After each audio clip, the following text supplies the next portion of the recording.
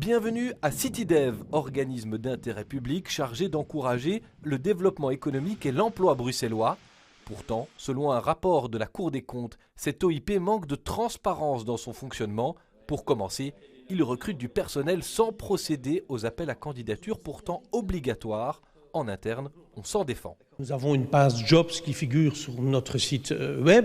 Nous avons régulièrement des appels pour l'engagement de contractuels qui sont envoyés à Actiris. Nous comparons les mérites des candidats avant d'engager évidemment celui qui correspond le mieux à nos besoins. La Cour des comptes pointe aussi un système de promotion où les responsables se multiplient. Selon l'audit, un des directeurs n'aurait qu'un seul agent à sa charge. Or, ces promotions donnent droit à des rémunérations avantageuses.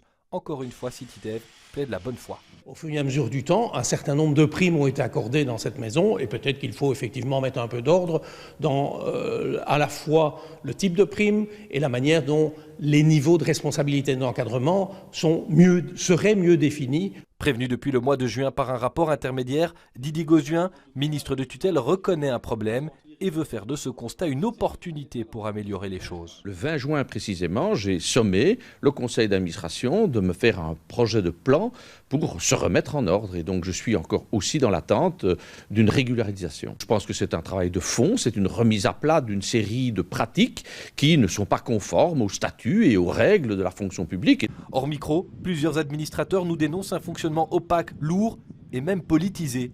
Le démenti est encore une fois formel. Bien entendu que la région a un certain pouvoir sur cette institution. Ça n'est pas anormal d'ailleurs, compte tenu du fait qu'elle procède quelque part au financement de la plupart des tâches qui sont réalisées par notre institution. Je vais être plus clair. Est-ce que vous diriez que CityDev est un OIP politisé? Non. Pas convaincu, l'opposition MR au Parlement demande des auditions des ministres compétents et des responsables de CityDev.